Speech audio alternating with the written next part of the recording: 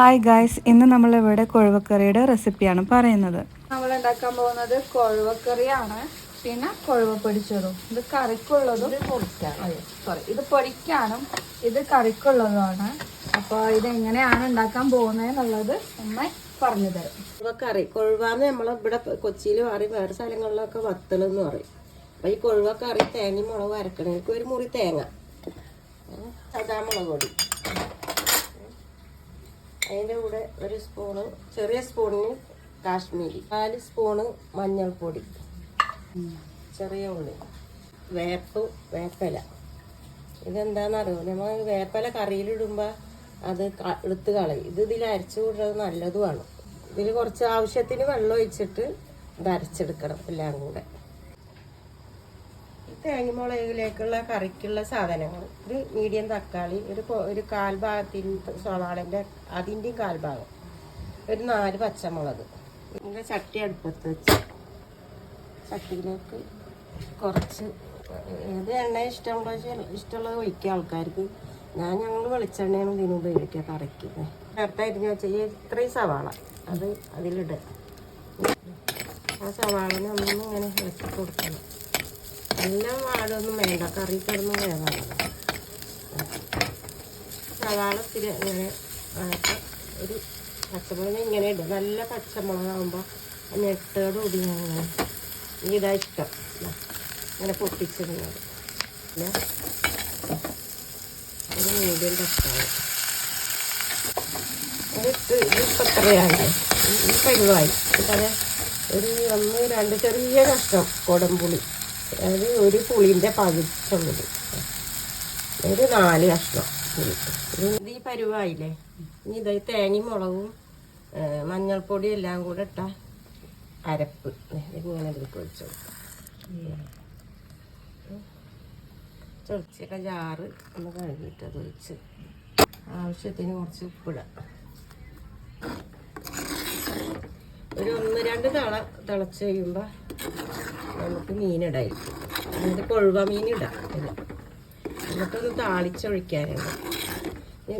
ഇപ്പം ഇതൊരു കട്ടിയിലല്ലേ ഇരിക്കണത്, ആ കട്ടിയൊന്ന് കുറക്കണം. കാരണം ഇത് തിളച്ച് കഴിയുമ്പോൾ ഒന്നും കൂടെ കുറുങ്ങുമല്ലോ. അപ്പോൾ കുറച്ച് വെള്ളം കൂടെ ഒഴിക്കാം. ഇത് വേണം, ആ കറക്റ്റ്.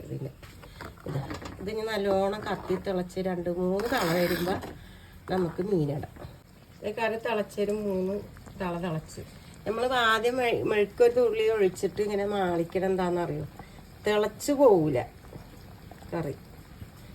കൊഴുവയിൽ കുറച്ച് വേറെ ചെറിയ ചെറിയ മീനുകളൊക്കെ ഉണ്ട് കറിയിലേക്കുള്ളത്. ഇത് കഴുകി വൃത്തിയാക്കി വെച്ച കൊഴുവല ഇട്ട് ഇതൊരു 1-2 തള തിളച്ചാൽ കൊഴുവക്കൊന്നും അധികം വേവില്ല.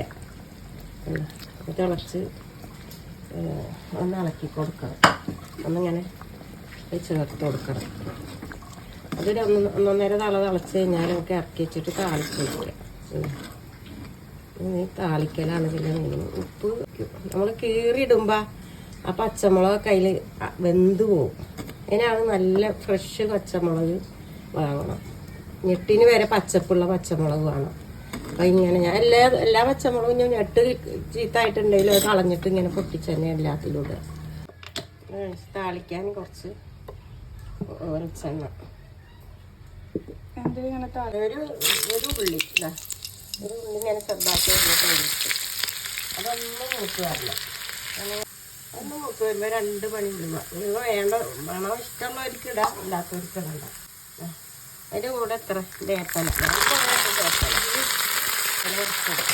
ഇഷ്ടമുള്ള വേപ്പല. അതിൻ്റെ ഒപ്പം തന്നെ ഒരു ഭംഗിക്ക് അതിലേക്ക് ഒരു നുള്ളി ഇടിച്ച മുളക് എന്ന് പറയുന്നത്, ഉണക്കമുളക് ഇടിച്ചത്. അതൊരു ഭംഗിയാണ്. കറിൻ്റെ മുളക് വരുമ്പോൾ അതൊരു ഭംഗിയാണ്. അത് ഭംഗിയാണ്, ടേസ്റ്റുമാണ്. അല്ല അതിങ്ങനെ തന്നെ 2 പച്ചമുളക് ഒഴിക്കുക.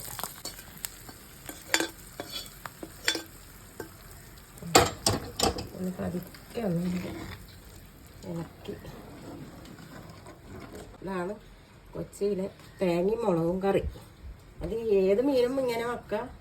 മറ്റുള്ള ചാളായില, ചെമ്മീൻ, അങ്ങനെ പല മീനുകളും പല രീതിയിലും വെക്കാം കേട്ടോ. അപ്പം ഇനി മീൻ കിട്ടുന്നതിനനുസരിച്ച് ചെയ്യാം. പിന്നെ ഇതിലിപ്പോൾ ഞാൻ ഉള്ളി താളിക്കുന്നുണ്ട്. അതിൻ്റെ ഇപ്പോൾ 2 മണി ഉലുവ ഇടുന്നത്. പറ്റാത്തവർക്ക് അതൊന്നും വേണ്ട, വെറുതെ വെളിച്ചെണ്ണ മുകളിലേക്ക് ഒഴിക്കുക. അല്ലെങ്കിൽ അപ്പോൾ ഗൈസ് നമ്മുടെ കുഴവക്കറി ഇവിടെ റെഡി ആയിട്ടുണ്ട്. നിങ്ങൾക്കിത് ഇഷ്ടമായിട്ടുണ്ടെങ്കിൽ ലൈക്ക് ചെയ്യുക, സബ്സ്ക്രൈബ് ചെയ്യുക. ഇതിപ്പോൾ താങ്ക് യു. നമുക്കൊക്കെ അത് ഇഷ്ടമാണ്.